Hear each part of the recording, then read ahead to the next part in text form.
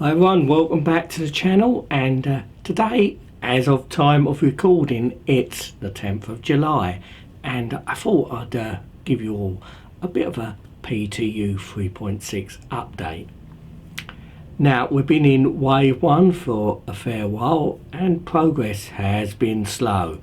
There was actually one of the patches was rolled back a few days ago because of too many crashes, and the build they rolled back to was a little bit more stable, but not totally so.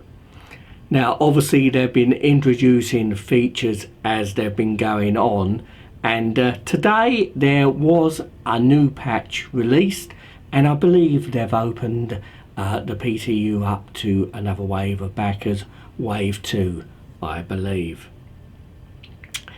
Now, I haven't actually looked at all of the new things in PTU 3.6, and some of them, as I said earlier, are still being introduced.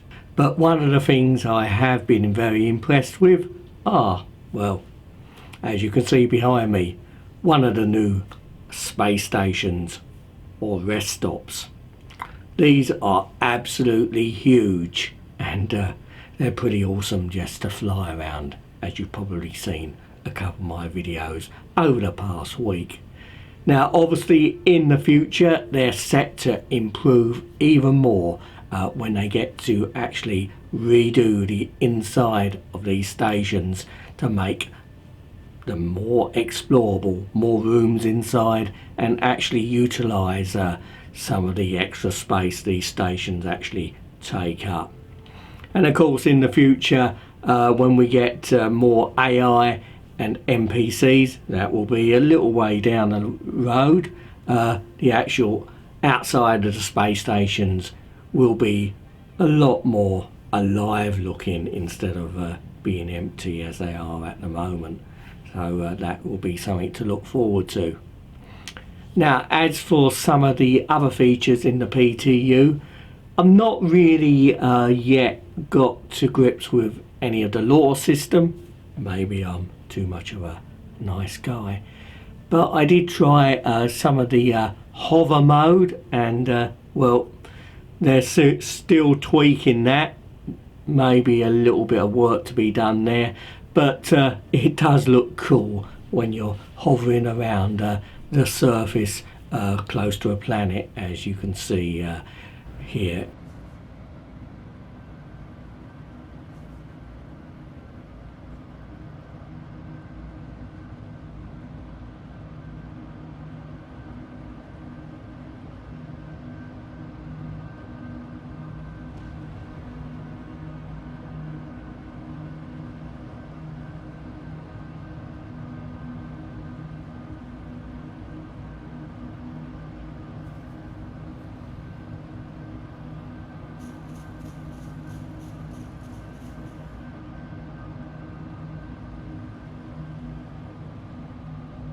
So it does look very cool.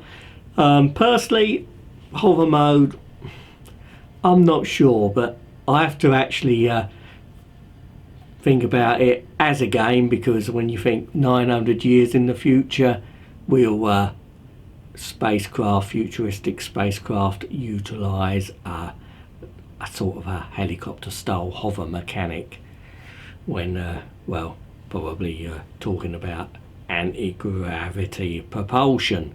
Of course, maybe I've been watching too many Area 51 and Bob Lazar type videos. Of course, anti-gravity propulsion certainly doesn't exist, or does it? But anyway, obviously Star Citizen is a game, and if you think, I think Chris Roberts said himself, if it was real, flight computers would be piloting your ship anyway. So it does look cool, obviously gliding across the surface of planets, but still a lot of work to actually bring that up to the final version.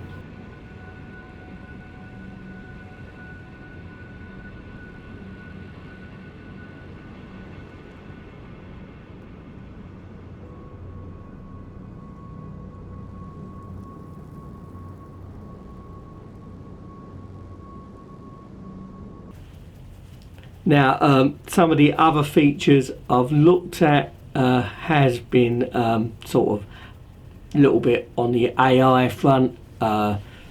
Seems to be some improvement there, although I think we're waiting further down the road for tremendous advances on the AI front. I did run into a bunch of AI, as we can see here, got interdicted in a cutlass, and did see some nice shield effects. Not sure if these are the new shield effects as they're still being worked on, but they always look cool.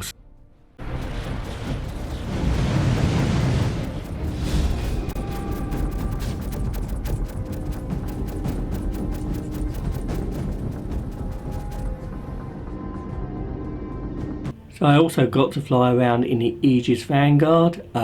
Obviously that ship is now looking much more like the original concept, including the tracked undercarriage.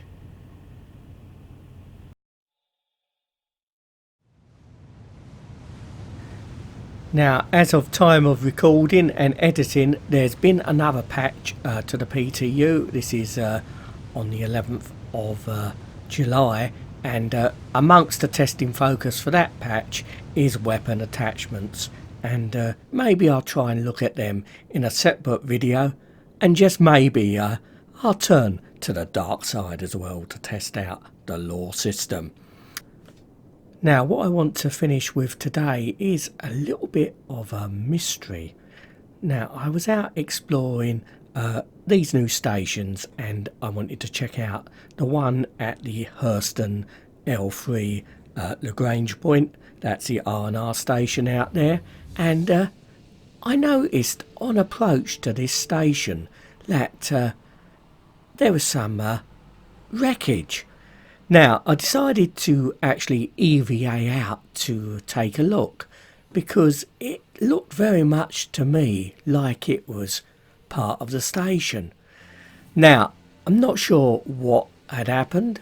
Was it a bug?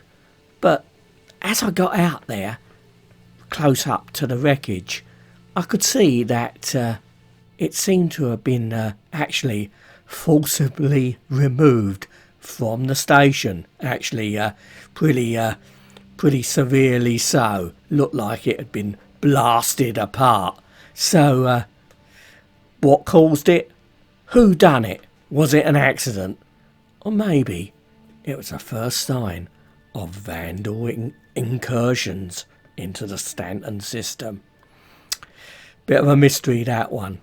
Now, I've not had a chance to check the latest patch to see if this wreckage is still at the position it was when I played at Hurston L3 R&R.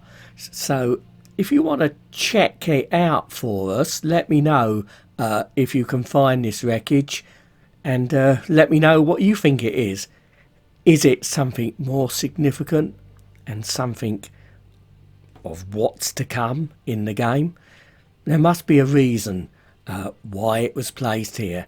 Does look like the station originally had 3 rings, a little bit like Port Olisar, this one looks like in the distance, but certainly a lot of wreckage. Something really violent happened here. Now, I couldn't find any type of loot around here or anything else significant. It was just wreckage. But pretty interesting to find. Maybe there's more wreckage dotted around in the Stanton system in 3.6 for us all to find.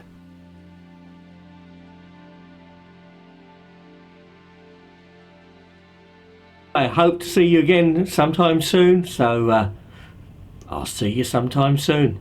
Bye for now.